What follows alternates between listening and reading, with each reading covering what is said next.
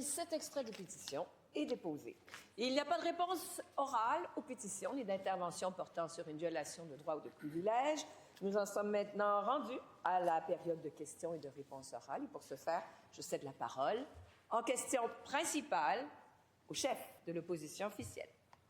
Madame la Présidente, il faut qu'on se parle des effets à long terme de la Loi 2. Parce que dans plusieurs régions du Québec, la situation elle est absolument catastrophique en ce moment. Certains endroits, c'est par dizaines de milliers que les patients perdent leur médecin. En voici un, et je cite son courriel au premier ministre. « Je viens d'être informé que mon médecin de famille part en Ontario. J'ai 76 ans, avec des problèmes d'arthrite, de pression sanguine, de cholestérol, de prostate, de sténose spinale, et vous êtes en train de me causer du stress pour mon état de santé pendant mes vieux jours. » Depuis le 15 octobre, Madame la Présidente, ils sont 37 000 juste dans la région de l'Outaouais. 37 000 à avoir perdu leur médecin.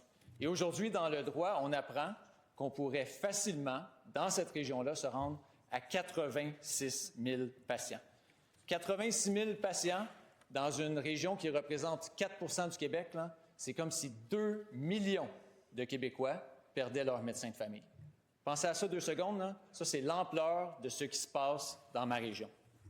Madame la Présidente, il y a une crise partout au Québec. En ce moment, les gens perdent leur médecin de famille. Mais ce qui se passe en Outaouais, là, c'est un débâcle. Les gens ne savent pas comment ils vont avoir accès au réseau de la santé. Comment le gouvernement de la CAQ peut-il réellement penser qu'il est en train d'aider la situation en ce moment? La réponse du ministre de la Santé. Alors, Madame la Présidente, un peu comme j'ai répondu la semaine dernière, je vais revenir sur quelques points.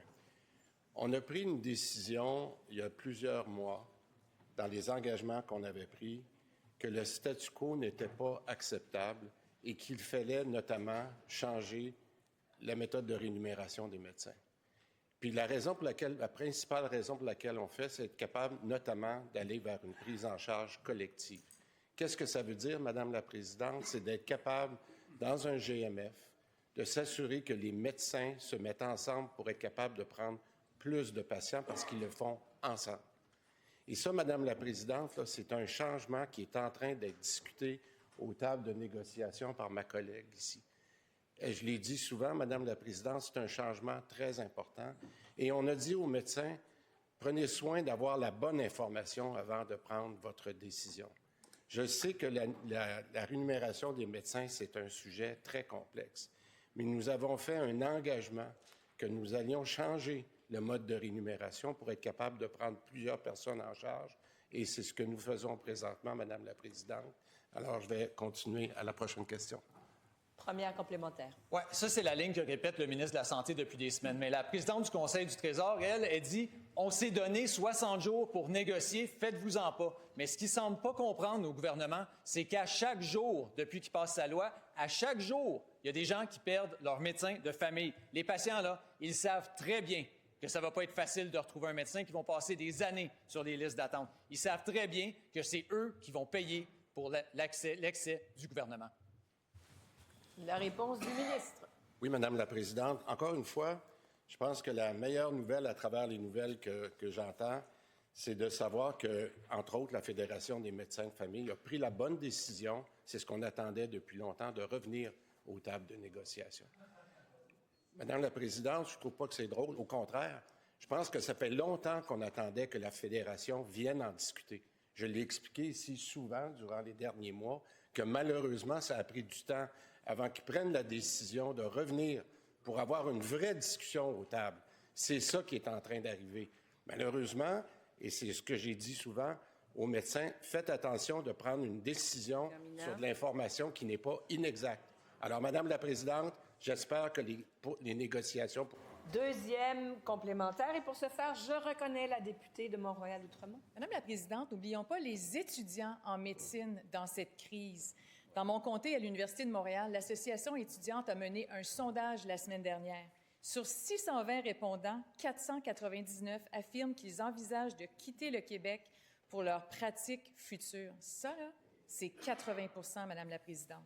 Avant les impacts délétères de la Loi 2, 95 des étudiants se voyaient pratiquer au Québec pour toute leur carrière.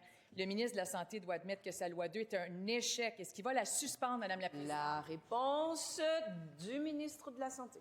Oui, Madame la Présidente, il y a plusieurs sous-points de la part de la députée. Premièrement, je veux qu'on comprenne bien que la loi spéciale, la loi 2 à ce moment-là, elle a été faite pour une des raisons, c'était de permettre aux étudiants de continuer d'avoir l'éducation qui avait été suspendue par la Fédération des médecins spécialistes.